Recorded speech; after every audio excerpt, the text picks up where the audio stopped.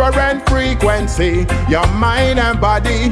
Get into. A rather very good morning to you, and of course, happy new month to you, our esteemed listeners. The first day in the month of August, this very beautiful and productive year so far. 2026. You're welcome to Glow Health Talk with NMA. This program is co-sponsored by Nigerian Medical Association Ondo State Chapter. And of course, today we have a guest around peg and around all to help us look at the focus for today. We're looking at it's breastfeeding week, and of course, for a sustainable start in life. That's the theme for this year. We'll get to know more about the theme. So today, that's what we're looking at, breastfeeding for a sustainable start in life.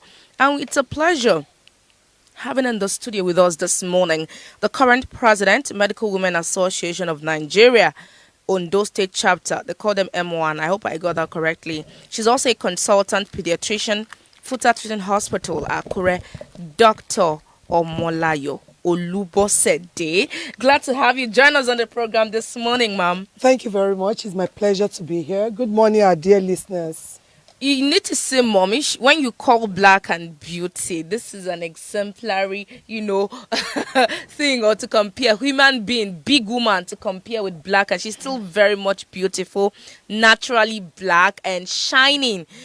I'm sure that our listener can actually click on our Facebook page now. We are live on Facebook at Glow 99.1 FM, Akure. So our mommy is here to help us look at this focus for today. Of course, she's a big fish in a big ocean.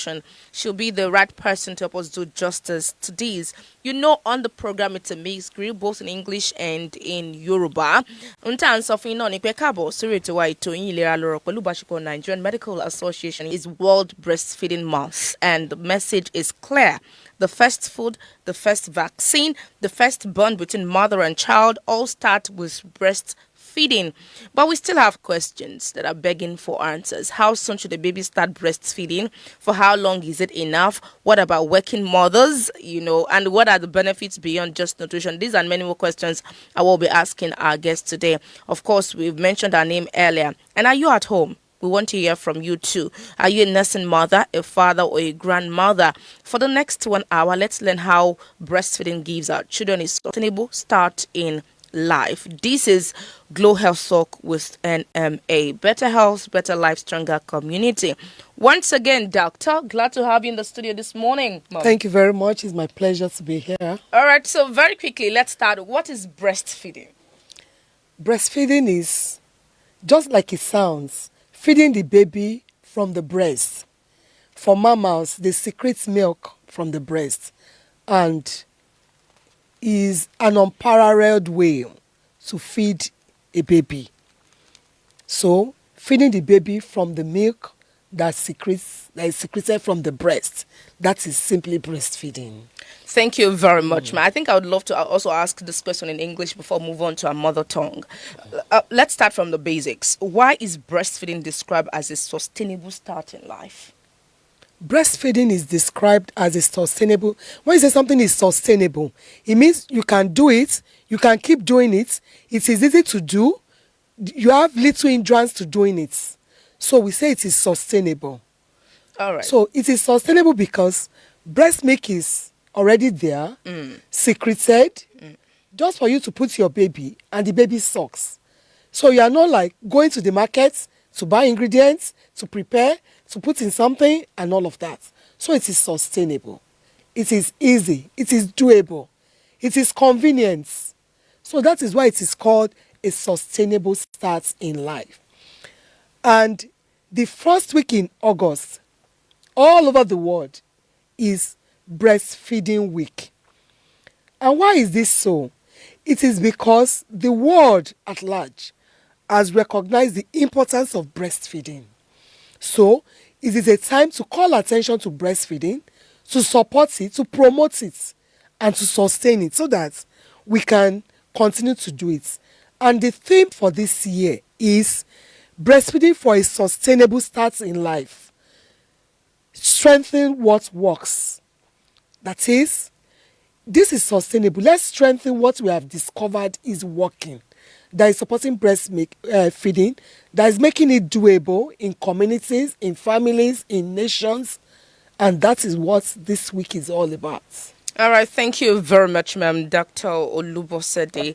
All right, let's move on to our mother tongue. Unta timbere no won lode Gẹ̀ẹ́sì náà ni wípé kí ló ń pè ní ká máa fọ́mọ lọ́mú wọ́n ti ṣàlàyé lédè Gẹ̀ẹ́sì lédè abínibí wa a fẹ́ kí wọ́n yànnàná ẹ̀ náà.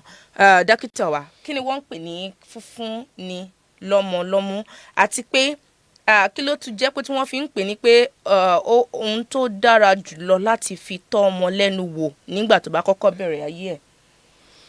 Gẹ́gẹ́ bí olóòtú ṣe sọ, fífún ọmọ ní ọmú, gbogbo wa la mọ̀ pé ọmú jẹ́ omi tó ń jáde nínú ọyàn nígbà tí ìyá bá bímọ, because oríṣiríṣi omi ló lè jáde nínú ọyàn for several reasons, but omi tó ń jáde nínú ọyàn yẹn ó jẹ́ omi tó jẹ́ oje, tó jẹ́ milk, tó jẹ́ kí là ń pè milk báyìí ní Yorùbá, tó jẹ́ milk, tó jáde nínú ọyàn tá a bá fún ọmọ. Ó ṣe pàtàkì, a dẹ̀ fẹ́ kí a máa fún ọmọ ní gbogbo ìgbà nígbà tí a bá ṣẹ̀ṣẹ̀ bí, torí wípé ó jẹ́ ọ̀nà kan gbòógì tí ọmọ fi lè ní ìdàgbàsókè tó péye. Ọmú jẹ́ oúnjẹ tó pé ní gbogbo ọ̀nà, kò sí àbùkù àbí àbàwọ́n kankan nínú ẹ̀. So ìdí nìyí tá a ṣe ń sọ pé ọ̀nà kan tó ṣe pàtàkì ni láti fún ọmọ ní oúnjẹ nígbà tí a bá bí. Mo mọ̀ pé olóòtú sì máa béèrè, but bá a bá ti ṣe bí ọmọ láàrin wákàtí 30 minutes ká ti gbé ọmọ yẹn sí ọyàn kó ti bẹ̀rẹ̀ sí fà, a máa dé ibi tó jẹ́ pé a máa sọ̀rọ̀ nípa ǹjẹ́ tá a bá bí ọmọ ṣé gbogbo wọn ló lè fa ọyàn nígbàrà tá a bá bí wọn láàrin 30 ìṣẹ́jú. À ń bọ̀ ń bẹ̀. Ẹ ṣeun gan ni dókítà wa, ẹ ṣe fún àlàyé tẹ́ ṣe fún ẹlẹ́kùnrẹ́rẹ́. Ẹ jẹ́ àbẹ̀rẹ̀ lédè Gẹ̀ẹ́sì. How soon should a baby start breastfeeding after birth? I know you mentioned a bit in our mother tongue. So we should start breastfeeding within 30 minutes. In fact, even while the mother is still being cleaned up, ideally, once you bring out a baby from the mother and the baby cries and you've done the necessary things, you don't even need to. Once the baby is dried, because you have to dry the baby, give the baby to the mother, let the baby start breastfeeding. That is the ideal way, within 30 minutes. Thank you very much, Doctor. What if the mother, had the baby through a CS, and we've heard stories of some hospitals where they get to after 24 hours, you cannot lift, you cannot stand and all that. This is until after 24 hours before the mother can breastfeed the child.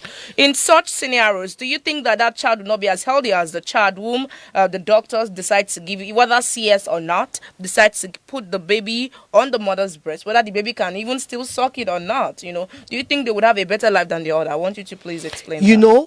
Understanding keeps increasing. Even as we are here, researches are going on. So it has been shown that even if a woman delivers via cesarean section, ọmọ tí wọ́n tètè fún ní ọmú yẹn ní bó ti ṣe bí ìgbàrà àti ọmọ tí wọ́n tètè fún ní ọmú yẹn bóyá wọ́n wá nǹkan míì fún tó jẹ́ bí ọjọ́ kan lẹ́yìn ìgbà tí wọ́n bí ni ìyá ẹ̀ bẹ̀rẹ̀ sí ni máa fún ní ọmú. Kí ni ìyàtọ̀ nípa ìlera ọmọ tó fún lọ́mú lẹ́sẹ̀kẹsẹ̀ tó bí àti ọmọ tí wọ́n fún ní ọmú, then àkókò wo náà ló yẹ kí wọ́n fún ọmọ ní ọmú wá bí tán? Okay. Ó yẹ ká gbé ọmọ sí ọyàn láàrin 30 ìṣẹ́jú nígbà tá a bá bí. Ohun tó lóòtún bí mi ni pé ọmọ tí wọ́n gbé sọ́yàn láàrin 30 ìṣẹ́jú, tí wọ́n gbé sọ́yàn láàrin odindi ọjọ́ kan, àti ọmọ tí wọ́n gbé sọ́yàn ní gbàrà tí wọ́n bí, kí ni ìyàtọ̀ wọn nípa dídàgbà, nípa ọpọlọ? Ṣé ẹ rí, tá bá ti ní nǹkan dáa, ó yẹ ká yẹra fún àti tún máa fi wé ohun tá a ní kò dáa. Ohun tó ṣe pàtàkì ni pé ká gbé ọmọ sí ọyàn ní gbàrà tí a bá bí láàrin 30 ìṣẹ́jú. Nítorí pé ọ̀pọ̀lọpọ̀ ìgbà ọyàn jẹ́ ohun tó ti wà níbẹ̀, tó wà available, tó wà tá a ti ṣe síbẹ̀, kì í ṣe nǹkan tá a ṣẹ̀ máa wá kiri ni. Then àwọn ọmọ kan wà tá a bá bí wọn, tó bá jẹ́ pé wọ́n ní ìdí kan àbí ìkejì tá a fi lè gbé wọn sí ọmú nígbàrà. Ó ní àwọn nǹkan tí dókítà àbí àwọn oníṣẹ́ ìṣègùn á ṣe fún ọmọ yẹn tó jẹ́ pé amúnilágbára, that's the glucose, tó yẹ kó dé ọpọlọ kó lè dé ibẹ̀, because tí kò bá sí glucose ní ọpọlọ nǹkan tá a máa ń pè ní hypoglycemia, that means ṣúgà tó wà nínú blood ọmọ yẹn lọlẹ̀. Ó lè ṣẹlẹ̀, tó bá ṣẹlẹ̀ ó lè kó jàǹbá bá ọpọlọ ọmọ yẹn, kó di pé ọmọ yẹn ò ṣe dáadáa nígbà tó bá ń dàgbà. Báwo la ṣe bí pé kò ṣe dáadáa? Ìgbà tó bá yẹ kó gbọ́rùn dúró kò ní gbọ́rùn dúró, ìgbà tó yẹ kó jókòó kò ní jókòó, ìgbà tó yẹ kó sọ̀rọ̀ kò ní sọ̀rọ̀. Mo mọ̀ pé àwọn tó ń gbọ́ mi nílé, àwọn kan ti nírú ìrírí báyìí, tó má dẹ̀ máa kọ́lé ó yẹ kán lè share ìrírí wọn. Òun la ṣe ń sọ pé tá bá ti bí ọmọ within 30 minutes ó yẹ ká fún lọ́yàn. Tí ọyàn ò bá wá sí, kì í ṣe pé àkàngbé sọ́yàn, tí ọyàn ò bá wá sí, there are other things a lè fún, but kì í ṣe bí omi glucose rárá. Ìyẹn ò kì í dí ọpọlọ ọmọ ní iye tó yẹ kó débẹ̀. Ó dẹ̀ sì ń fa jàǹbá bá ọmọ. Ọmọ mi tá a bá tètè fún lọ́yàn, antibiotics, it contains anti-infective agents that protect the baby against infection and is very rich in protein, vitamins and fats. All of this will strengthen the baby's immunity, will help the baby to grow well, and because it is very rich in immunity, in antibiotics, anti-infective properties, it protects the child against infection. Now, it also helps the baby to be able to poo. That is that first defecation that the baby has when you give birth to him. The baby ought to have passed through within 48 hours of birth. And this colostrum has a way of relaxing the intestine and helping the baby to pass through. Now, it also protects the baby against respiratory infection. Even there's something we call enterocolitis, necrotizing enterocolitis. That is infection of the intestine. It also protects gbogbo àjẹsára tí ìyá ti gbà ó wà nínú colostrum yẹn.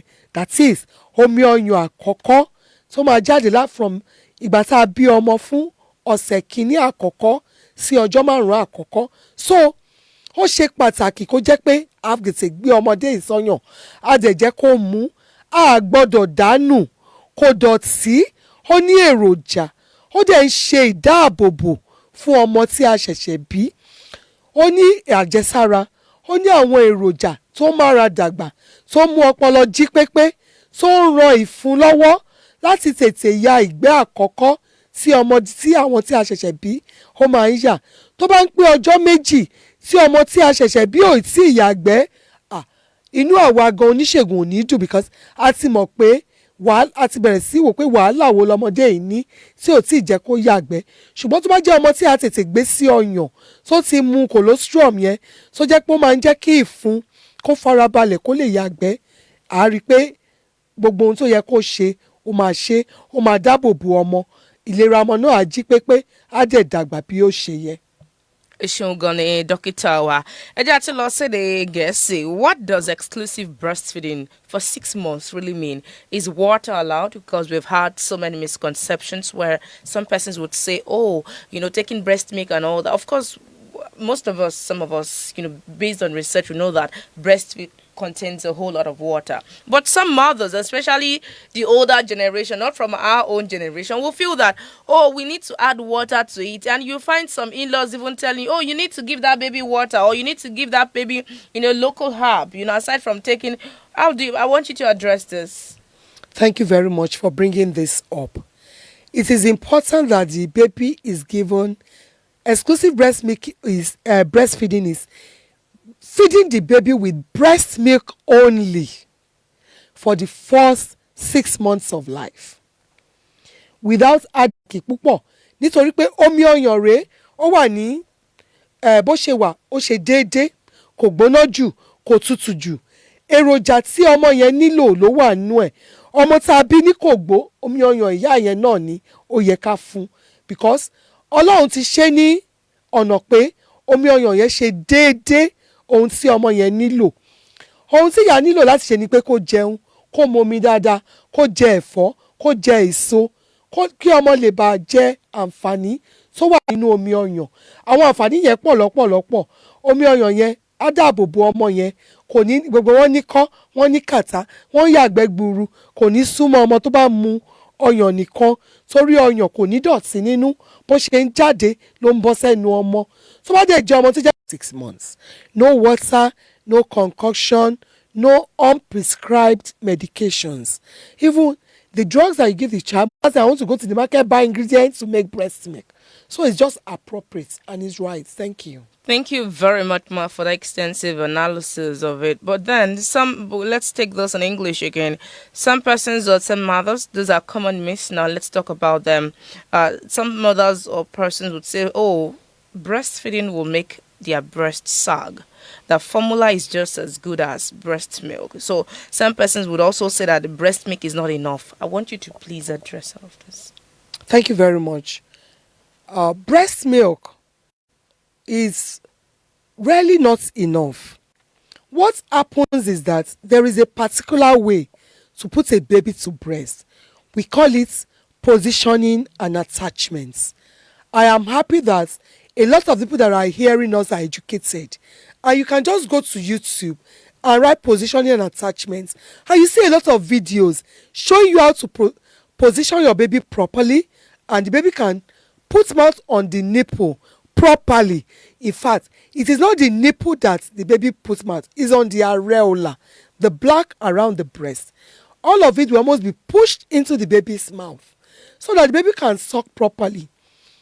If you don't put your baby to breast properly, that is the positioning and attachments, if they are not well done, the baby may not be comfortable and may not suck well, or the baby will be tired easily, or may not be getting enough milk. Not because your breast cannot produce. It is because you have not put the baby properly so that baby can maximize the sucking. You know, babies also spend a lot of energy to suck. So if you don't put them properly and they have to exert themselves too much, they will give up. They will not want to suck. And some people will say, my baby stopped sucking. Many times it is because you started using feeding bottle. So the baby found that it is easy to suck from the feeding bottle than from the breast. So he will want the easier option. So if you give your baby breast milk alone for the first 6 months, you will see. And then we also say that breast milk should be continued, our breastfeeding should be continued until the baby is 24 months. Some of you will be laughing. Then mo fẹ́ kẹ́ sọ ní èdè abínibí wa exclusive breastfeeding fún ọmọ ọlọ́mú láti ìgbà tó bí sáyé títí di oṣù mẹ́fà. Ṣé wọ́n lè fún ní omi bí? Àti pé àwọn kan máa ní formula yẹn milk tí wọ́n fún ọmọ. Ẹ mọ̀ pé àwọn tó ń ṣe oúnjẹ ọmọ wọ́n ti ṣe láti ìgbà tó bí títí di oṣù méjìlá ìyẹn ọdún kan títí ọdún mẹ́ta wọ́n ti ṣe bẹ́ẹ̀ bẹ́ẹ̀ lọ. Mo fẹ́ béèrè lọ́wọ́ yín báyìí pé àwọn òbí pàápàá jùlọ àwọn abiyamọ tí wọ́n sọ pé tó bá ń fọmọ lọ́mọ ọmú wọn á dà wá lọ́ bá ń fọmọ ní oúnjẹ ọmọ tí a pè ní milk yẹn formula pé ó dàbí bí iṣẹ́ tí ọmú máa ṣe náà ló máa ṣe pé then omi ọmú ò ní tó. Mo fẹ́ kẹ́ ẹ yànnàná fún àwọn aráàlú ẹ ti sọ dáadáa lẹ́kùnrẹ́rẹ́ lédè Gẹ̀ẹ́sì mo fẹ́ kẹ́ sọ lédè abínibí wa. Okay. Tá bá ṣe gbé ọmọ sọ nínú omi ọyàn, so a ò lè fi omi ọyàn wé kíni, a lè fi wé formula. Formula wà fún àwọn ọmọ kan wà bóyá wọ́n bí ọmọ Ọlọ́run má jẹ́ á rí ìyá ṣaláìsí, ìyá lóyún ó bímọ ó ní cancer ọyàn, ṣẹ̀rí báyìí irú àwọn àbí ìyá gan wà lórí ìtọ́jú fún cancer, ó ń lo àwọn oògùn olóró tó le tó jẹ́ pé a fẹ́ kó wọnú ara ọmọ, even though àwọn oògùn yà á ṣe ìyá yẹn láǹfààní ṣùgbọ́n á ṣe jàǹbá fún ọmọ. Àwọn yẹn là ń sọ pé ó yá ẹ jẹ́ ká lo formula fún wọn. Àti àwọn tó jẹ́ pé bóyá oníṣègùn wò pé ọmọ yìí ẹ jẹ́ ká lo formula, but formula ọkàn kì í ṣe nǹkan tó jẹ́ pé ẹ̀ẹ̀kan dédé jí. Ayé àtijọ́ ká tó ṣe gbogbo àwọn ìfihàn àwọn àǹfààní tó wà nínú omi ọyàn àwọn èèyàn kàn kọjá ìgbẹ́ wọn ti lọ ra fúùdù kò rí bẹ́ẹ̀ mọ́ o ìwádìí ti fi hàn pé omi ọyàn ló dára jù fún àwọn ọmọdé wọ̀nyí nípa pé ọyàn dà wálẹ̀ ṣe rí ohun tó mú ọyàn dà wálẹ̀ is the issue of age tí èèyàn bá ti ń dàgbà ọyàn á dà wálẹ̀ fọmọ lọ́yàn then genetics àwọn kan wà tó jẹ́ pé ọmú wọn ò ní dà wálẹ̀ then àwọn kan wà àwọn exercises eré ìdárayá kan wà kò ń ṣe general eré ìdárayá tá à ń sọ wọ́n ibùsọ̀ bẹ́ẹ̀ ṣe máa gbápá bẹ́ẹ̀ ṣe máa ṣe gbogbo ẹ̀ tí ò ní jẹ́ kí ọmú yín dà wálẹ̀ so tẹ́ bá jẹ́ ìyá tẹ́fẹ̀ kọ́ ọmú yín dà wálẹ̀ ẹ lè bẹ̀rẹ̀ sí ṣe gbogbo àwọn eré ìdárayá wọ̀nyí tí ò ní jẹ́ kí ọmú dà wálẹ̀ ṣùgbọ́n kì í ṣe fífún ọmọ ní ọyàn ló ń jẹ́ kí ọmú dà wálẹ̀ àǹfààní wà fún ìyá tó bá fún ọmọ ní ọyàn àwọn kánsà kan wà tó máa jìnnà sí ìyá yẹn ovarian cancer kò ní lè ní àwọn kí là ń pè cancer báyìí jẹjẹrẹ àwọn àrùn jẹjẹrẹ kan wà tó jẹ́ pé tí ìyá bá fún ọmọ ní ọyàn kò ní ní then tá bá wá wo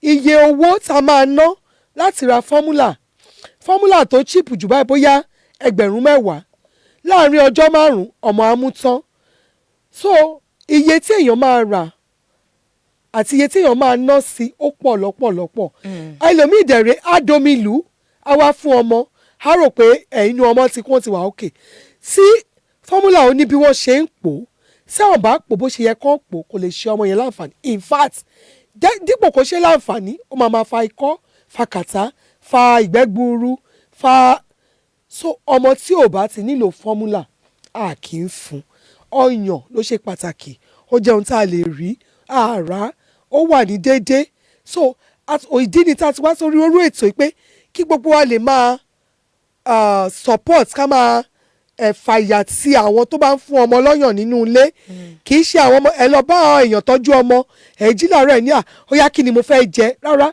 ìyá ọmọ ló yẹ kẹ́ ṣe oúnjẹ fún kẹ́ tọ́jú ẹ̀ kọ́kàn ẹ̀ balẹ̀ kó lè fún ọmọ lọ́yàn àṣà kan wà báyìí olóṣù àṣà yẹn wá ni pé táwọn èèyàn bá rí ẹni tó ń fọmọ ẹ̀ lọ́yàn bóyá ọmọ ọdún kan wọ́n ní ẹ̀jẹ̀ ló mú ọmọdé yìí ti tóbi jù ẹ jọ̀ọ́ ẹ jẹ́ ká gbógun ti irú àṣà burúkú bẹ́ẹ̀ ọmọdé yìí ní ẹ̀tọ́ láti mu ọyàn fún ọdún 2 ó máa ń bí mi nínú ẹ̀rẹ́ tó ń fún ọmọ ní ọyàn ẹ̀rí ìyá kan from nowhere àbí gẹ́ẹ̀lì kankan tí ò tiẹ̀ bímọ rí tí ò mọ àǹfààní ọyàn tania ọmọdé yìí ó ti tóbi jù o ẹ̀jẹ̀ ló mú o ò rí bó ṣe rù ẹ jọ̀ọ́ ẹ jẹ́ ká gbógun ti irú àṣà bẹ́ẹ̀ ẹ jẹ́ ká ti àwọn tó ń fún ọmọ ní ọyàn lẹ́yìn ẹ̀yin bàbá wa ẹ̀yin ìyá wa ẹ̀yin ìyá bàbá ẹ jẹ́ ká tì wọ́n lẹ́yìn kí wọ́n lè fún ọmọ wọ̀nyí lọ́yàn ẹ má jẹ́ ká máa sọ pé ọmọdé yìí ti tóbi jù o ẹ má fún lọ́yàn mọ́ o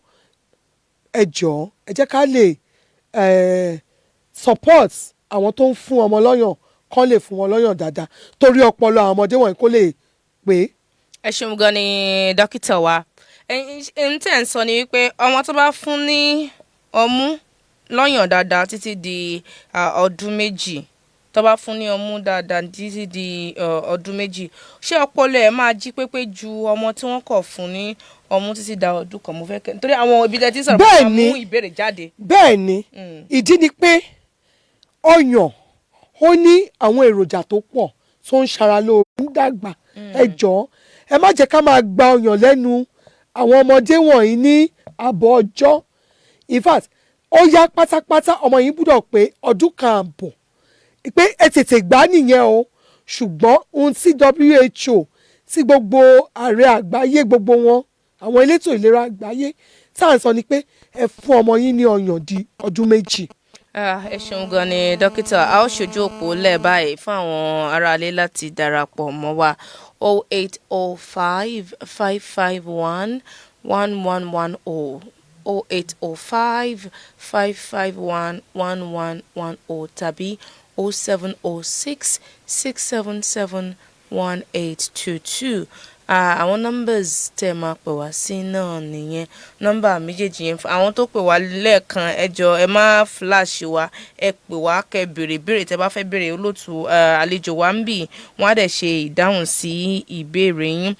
Dókítà ẹ mẹ́nubà nǹkan lẹ́ẹ̀kan nípa bí àwọn òbí àwọn àna àti ọkọ bọ́ ti ṣe lè ràn yàn lọ́wọ́ láti fún ọmọ ní ọ̀bùn nísìnyí àárín àwọn kan tó yẹ pé instead of kí wọ́n máa support àwọn òbí tó ń fọmọ lọ́mú wọ́n tún máa pressurize wọn pé mo fẹ́ kẹ́ address wọ̀nyí torí mo mọ̀ pé mo máa lóríṣiríṣi àti ní hospital àti ní ilé ìjọsìn àti ní functions mo fẹ́ kẹ́ address yẹn.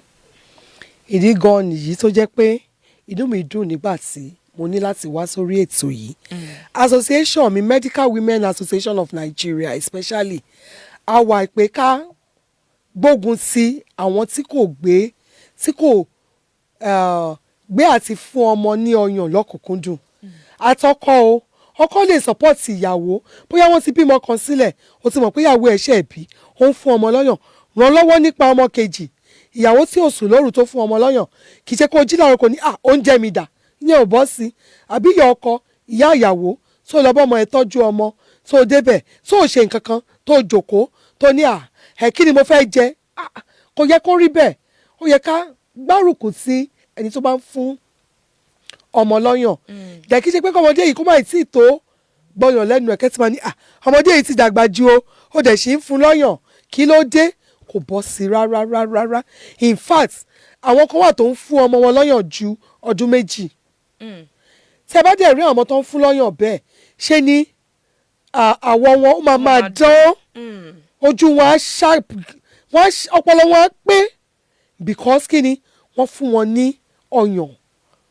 dẹ̀ ní èròjà tó péye so ẹ jọ̀ọ́ tá a bá ti ń fún ọmọ lọ́yàn ẹ má gbógun ti ẹni tó ń fún ọmọ ẹ lọ́yàn ẹ má sọ pé ọmọdé yìí ti dàgbà jù ẹ má sọ pé ó ti wo eyín ẹgbọ́n yàn nínú ẹ̀jẹ̀ ló ń mu ẹ̀jẹ̀ kọ́ ló ń mu omi ọyàn ló ń mu àtàwọn tí wàá ń lé náà a mọ̀ pé orí afẹ́fẹ́ la wà afọmọ lọ́yàn kò díṣẹ́ ilé lọ́wọ́ o mi ì pé fọbọ́ kò dí iṣẹ́ tó wà láàrin lọ́kọláya kò dí lọ́wọ́ ọkọ náà tẹ́ bá ti support ìyàwó yín tí ẹ gbárùkù tí kò sí tó ṣe ọwọ́ ọkọ tí ò lè ran ìyàwó lọ́wọ́ ìyàwó tó ń fún ọmọ lọ́yàn ìjọba mi gbé ọmọdé ìdání ọ̀yà tó bá ṣe bẹ́ẹ̀ inú ìyàwó á dùn because sínú ìyàwó náà ò bá dùn àti fún ọmọ lọ́yàn nǹkan á ṣe ìnira díẹ̀.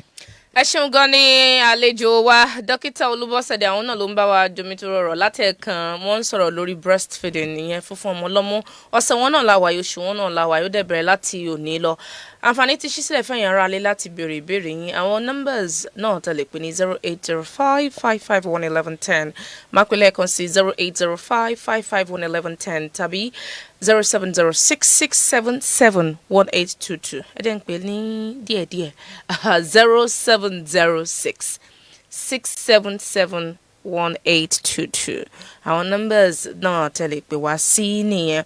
Dókítà mo ní àwọn ìbéèrè kan kó tó ti pé àwọn aráalé pè wá àwọn bẹ́ẹ̀ kí n béèrè lédè Gẹ̀ẹ́sì what policies should government and private organizations in Ondo State put in place to support breastfeeding mothers crèche breastfeeding rooms maternity leave amara àwọn bí iṣẹ́ mi gan. During this period it is not too much the government can afford this considering that the government cannot employ everybody. So these private organizations are also contributing to help governments to make sure that the town, everybody is happy. So I think that there should be a collaboration. That's where I put it. And thank God that there are crèches in some workplaces. I think there should be more crèches. And then women should be given time out to go and breastfeed while they are at work. Breastfeeding mothers can also be allowed to close earlier because probably they didn't sleep well at night. They were breastfeeding. Now, if they can close maybe an hour or two earlier than the general people, there are so many things the government can do to support breastfeeding mothers. So it's the 6 months fully paid maternity leave is just a start. And I think for private organizations, the government can reach an agreement to support them. I know they cannot, a lot of them cannot afford 6 months we have to be realistic. So there has to be a collaboration and a support from government to help them so that the mothers there too can breastfeed appropriately. Thank you very much. So this is a call to action to Ondo State government or some private organizations collaborate with them. Let there be a synergy on how to help nursing mothers. Of course, help ease the payment when they go on maternity leave. Now let's look at, or maybe we'll have this in our mother tongue. Ohun tá a sọ ni pé tí kí la lè ṣe láti ran àwọn ilé-iṣẹ́ ìjọba, ilé-iṣẹ́ àdáni, kí ni wọ́n lè ṣe láti gbárùkù ti àwọn tó ń láti support, láti ran àwọn tó ń fún ọmọ lọ́yàn, láti ràn wọ́n lọ́wọ́. A sọ pé àwọn kan ti ṣe ibi tí wọ́n lè gbé ọmọ sí, yàrá ìgbé ọmọ sí, téèyàn bá ṣẹ̀ṣẹ̀ ní bébì. Sunday láwọn tó wà ń bẹ̀ tí ìyá lè fún ọmọ lọ́yàn kó gbé ọmọ ẹ̀ síbẹ̀ kó lọ ṣiṣẹ́ kó tún padà wá kó tọ́jú ọmọ ẹ̀ kó tún padà sídìí iṣẹ́. Àti ní irú àwọn ibi báyìí ní àárín ilé iṣẹ́ oríṣiríṣi. Ṣùgbọ́n a sọ pé a ṣì nílò ká túbọ̀ pèsè irú àwọn ìyàrá ìgbọ́mọsí náà sí. Eléyìí tó wà ò tíì tó rárá. Ẹ̀rí àwọn ìyá yẹn tí wọ́n wá bí mi ò rí tí màá gbọ́ ọmọ mi sí o, mo ṣẹ̀ṣẹ̀ bímọ, mo fẹ́ fún ọmọ lọ́yàn. Ìmí gan torí pé kò rí bí gbé ọmọ sí, a gbé ọmọ yẹn sílé. So ọmọ yẹn nígbà tó bá ti wá síbi iṣẹ́ kò ní ráyè fún ọmọ lọ́yàn. Bóyá kí n sọ báyìí, a lè fún ọyàn sílẹ̀ fún ọmọ ọ̀sọ̀. Fún ọyàn yìí tá a bá fi sílẹ̀, ó wà kò sí ohun tó ṣe fún wákàtí mẹ́fà tá a bá gbé sínú fridge fún wákàtí mẹ́fà. Ó wà okay. Tí a bá gbé sínú fridge. Bẹ́ẹ̀ ni, tí mo bá fún ọyàn tá a gbé sórí tébù, ọmọ yẹn sì lè mú láàrin wákàtí mẹ́fà. Kò sí ohun tá a ṣe omi ọyàn yẹn. So tó bá jẹ́ pé a lè fún ọyàn sílẹ̀ fún ọmọ, ṣùgbọ́n mo sọ pé ìbáṣepọ̀ ní láti wà láàrin ìjọba àti àwọn iléeṣẹ́ aládàáni, because a mọ̀ pé báyìí pé ìjọba ń fún àwọn tó ṣẹ̀ṣẹ̀ bímọ ní oṣù mẹ́fà láti sinmi láti fún ọmọ lọ́yàn. Lagos State ń fún bàbá ní ọ̀sẹ̀ méjì. Mi ò rò pé a ti bẹ̀rẹ̀ yẹn ní Ondo State, but tá a bá ti bẹ̀rẹ̀ ìyẹn gan ni pé mo túbọ̀ gbé oríyìn fún ìjọba pé ohun tó dáa ni. Then a mọ̀ pé àwọn ilé-iṣẹ́ aládàáni wọ́n lè má lè fúnyàn ní oṣù mẹ́fà, ṣùgbọ́n mo rò pé tí ìbáṣepọ̀ bá wà láàrin láàrin ìjọba àti àwọn ilé-iṣẹ́ àdáni yìí, wọ́n lè ràn wọ́n lọ́wọ́ láti take off some of the burden from them. Kọ́ lè ràn lọ́wọ́ bóyá wọ́n á san lára owó ìyá tó ṣẹ̀ṣẹ̀ bímọ ni, bóyá wọ́n á fi kún ni, so that ìyá yẹn á lè fọkàn balẹ̀ fún ọmọ ẹ̀ lọ́yàn kí ọmọ yẹn kíni kó lè ṣe àǹfààní fún. Kódà ó dàbí pé àkókò wákàtí kan gan yìí ò fẹ́ tó wa mọ́. Àwọn tó ń pè wá tó ń flash wá, àwọn ò lè pè yín padà. A lérò pé ẹ ti kọ́ gbogbo nǹkan tó yẹ kẹ́ ẹ kọ́ lórí ètò lónìí. A fẹ́ dúpẹ́ lọ́wọ́ dókítà wa tó mọ̀ye dáadáa. Àwọn náà ni current president Medical Women Association of Nigeria ti ìpínlẹ̀ Ondo ń bí. Àwọn náà tún ni consultant Paediatrician FUTA Teaching Hospital tìlú Akure ń bí. Dókítà Omolayo Olubosede. Ẹ ṣeun pé àpèyìn ẹ̀dẹ̀ jẹ́ wa lórí ètò lónìí. Ẹ ṣé gan ni olóòtú. A ó máa rí yín bá. Àmín. Ẹ ṣeun gan ni. Ọ̀sẹ̀ tó ń bọ̀ ló tún dá alágbára Elédùà pẹ́ pàtàkì lọ́wọ́ producer ètò yìí. Àwọn náà ni Dókítà Ọpẹ́yẹmí Kọ́mọláfẹ́ lórúkọ executive producer.